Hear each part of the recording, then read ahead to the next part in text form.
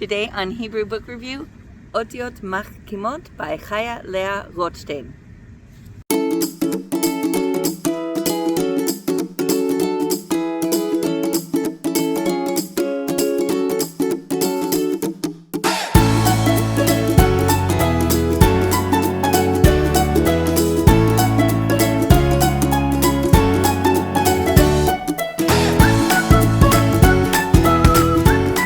Welcome back to Hebrew Book Review. I'm Sapir, and today I'm going to talk about Otiot Machkimot by Chaya Leah Rothstein.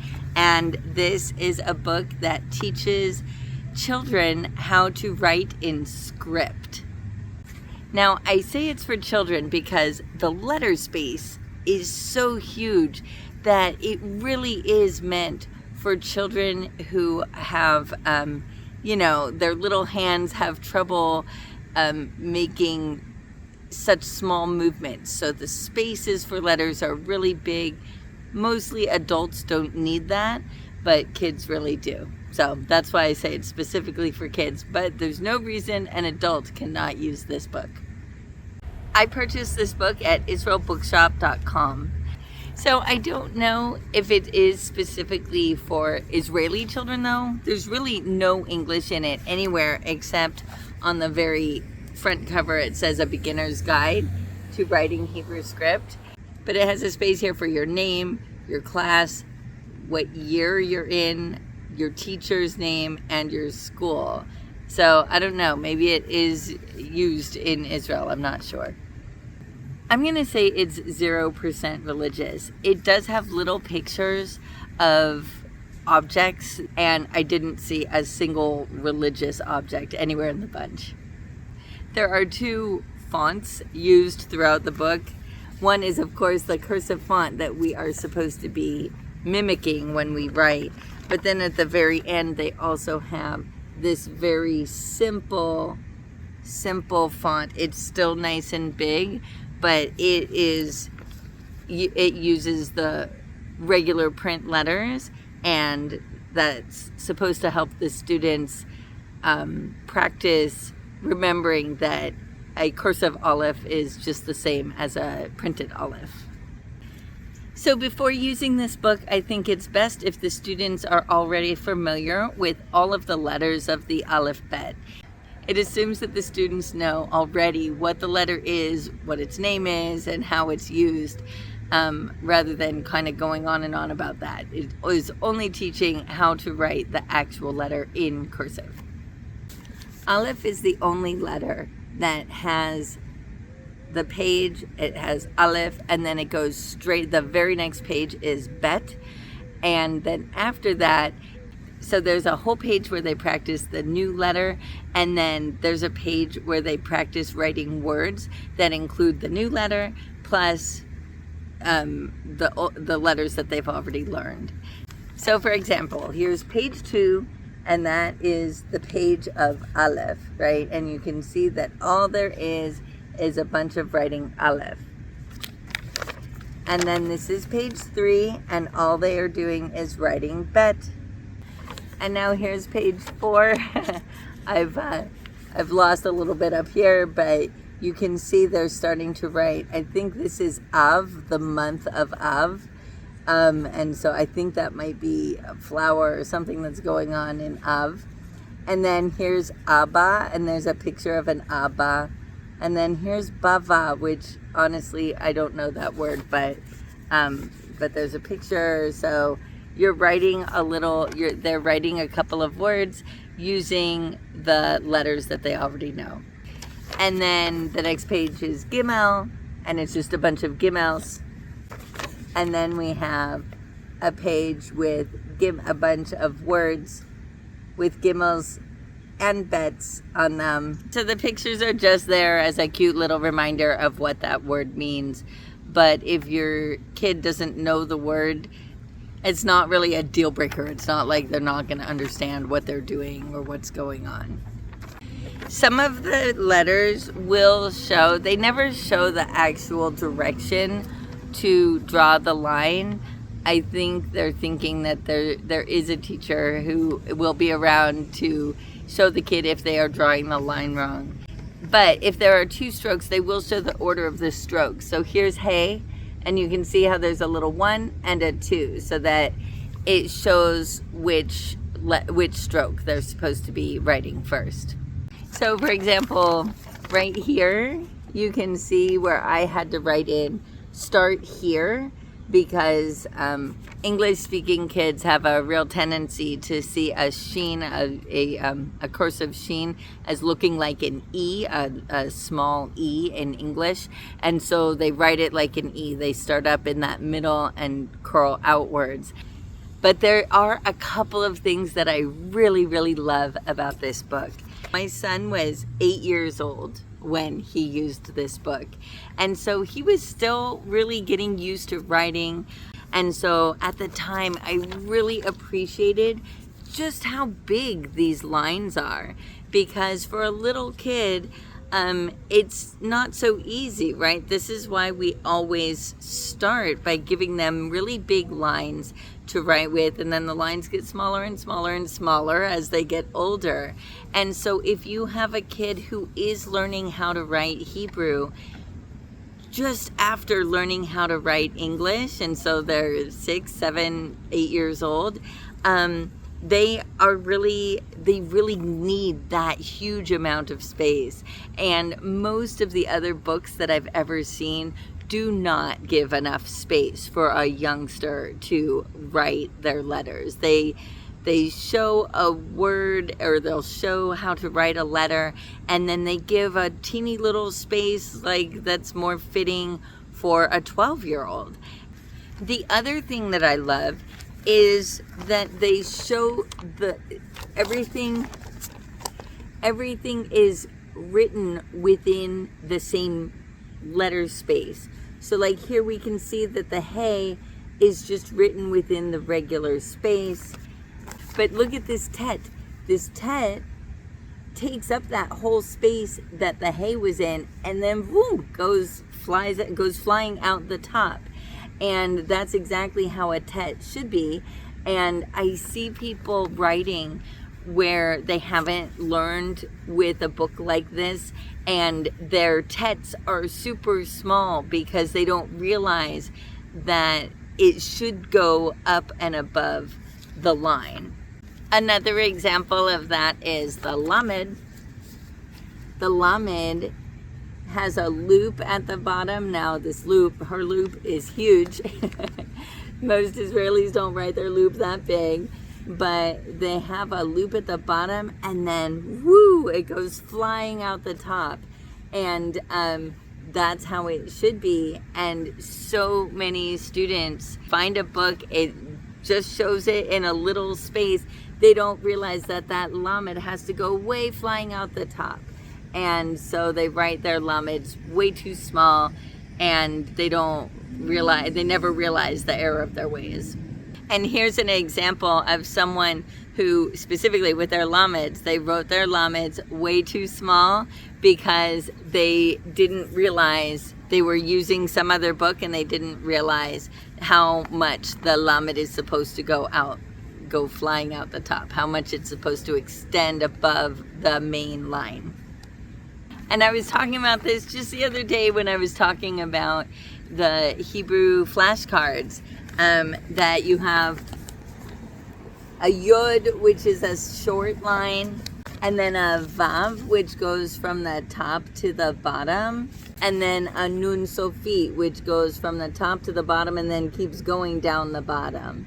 And so I mentioned back then how important it was to show the various lines of where the other letters would be, so that you can make sure that your line is long enough or short enough, whatever it is. And that's something that this book does a great job of. Not only does it show the guidelines, so it explains, so you can see, oh, okay, this one goes down below, but you can also see the letters together, right? You're always writing not just your own letter, the letter that you're working on, but you're writing words. And so you can get practice seeing, oh yeah, this one sticks above, or nope, this one drops below. Same thing with the tzadi sofit. we can see that that all of the action, everything that makes a tzaddik sofit versus a fei sofit and a lamed different, it's all way, way, way above the top line of the main letter space. And so really a book like this, you can see that. Another thing that I like is that there's a couple of pages where the kids can practice, really practice, going between the print style to the cursive style. And it really kind of solidifies it in their mind that this dalet and this dalet are the same letter. It's just one form and another form. And I can tell from sometimes adults even struggle with that a little bit, but it's, you know, she's got a whole couple of pages of this. She's got like maybe 10 pages of this, and you can see it still has the guidelines. You can see that it's a smaller area, and my son didn't get the memo. He wrote way too big. He was writing all of his letters too big. But at least you can tell that he was still aware that that lamed needed to go way out the top, and something like the chaf sofit here needed to go way down at the bottom. So it did get solidified in his mind that some letters do need to drop below and some letters need to go above. And I think this book really helped him get that in his brain, that, you know, where the letters go, if they go up high or down low, or they're just a short little thing. Okay, now, and of course, my book fell apart. We are truck drivers, and I homeschool my kid in the truck. And so, our books really have a tendency to get thrashed. And so this book has like a binding like this. And so, yeah, it came completely apart. To be honest, I really loved this binding because what it did was it made the pages, you can't tell now, but these pages were very able to lay flat.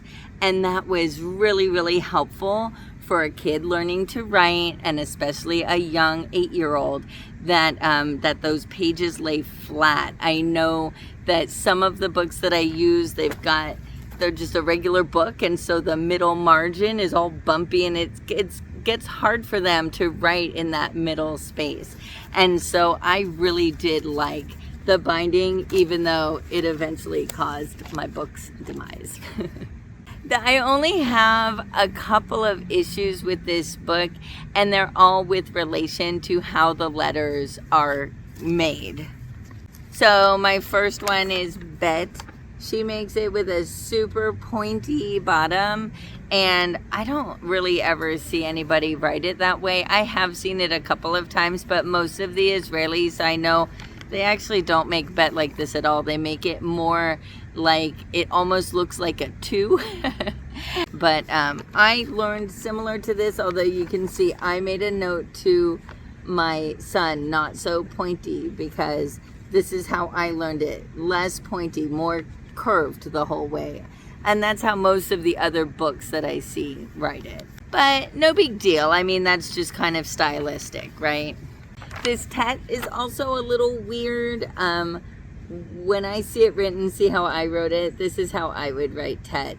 So it does look a little skinny to me, and it's also a little pointy here at the bottom. I've never seen anybody else write it that way. But again, it's just kind of her style of writing.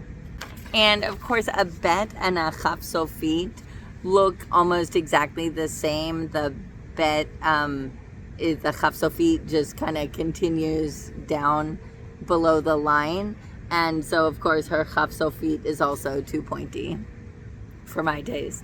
Lameds, like I said, her lamed has a huge loop, and from what I understand, I write my lameds with a huge loop also, not as big as hers, but from what I understand, that has a very childish look to it. So it's better if they can learn to barely write a loop at all when they're little, so that they don't have childish writing when they're older. The mem, her mem is so stylized. I mean, it's pretty, I really like it, but it's all so fancy with her little curved lines here. It looks really pretty, but most kids write it with just straight lines. And you can see my son was kind of trying to copy the curviness of it. And I was like, no, kiddo, just write it with a boom, boom, boom, straight lines, because that's really how most people write it. Okay, the one that I really don't approve of is the face-o-feet. Look at that face-o-feet. I showed this to my 30-something consultant, and he said, what letter is that? He had never seen a letter like that before in his life. Now, I'm sure if he had seen it in a word, he would be able to figure it out, because he would know the rest of the word and he would know the context and everything. But just looking at that letter, he had absolutely no idea what letter that was supposed to be.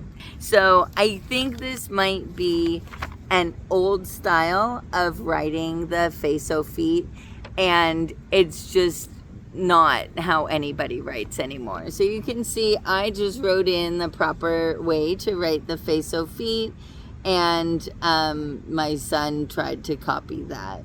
But that is my only true beef with this book, is that if a kid or anybody, if the student who is learning how to write the letters learns that face-o-feet and doesn't have anybody to tell them, no, that's not the way people write anymore, then when they come across the actual face-o-feet, they're not going to know what letter that is. And then also when they're writing, people are going to be looking at that letter going, oh, what letter is that? Especially younger people. Oh, and then whoops, where is it? And then here the tzadi is also a little super fancy. Every other place that I've seen at somebody show how to write a tzadi, it looks exactly like a 3. So you can see that she's got like a little extra loop in her tzadi, and certainly if I, even as a non-native speaker, if I saw that extra little loop in the tzadi, I would completely recognize it as a tzadi. There's no other letter that it could possibly be. But it's not how people normally write. They normally just write it like a 3. The other thing I notice is that I appreciate that she wrote it nice and big like this, because that's how I've always seen it. The top part of the tzadi is supposed to go above the line. So that's it for today. I really, really, really do like this book. Even though they've got a weird face-o-feet and a couple of the other letters are written a little stylized, I love it because it leaves enough space for young hands to really be able to try to make a properly formed letter, and also because it's got those guidelines all over the place, and it really invites practicing, seeing how the letters, the size and the placement of the letters with relation to the other letters in a word. So I definitely give this book a thumbs up. I'm really, really glad I found it. So as always, if you have any questions or feedback, leave it in the comments and I will do my best to respond. And also, if you have a book you'd like me to review, leave that in the comments and I will try to find it and do a video on it. Hit like if you enjoyed this video, and subscribe and hit the notification bell if you want to see more. Lehitraot, Papa Ama Ba'a. See you next time.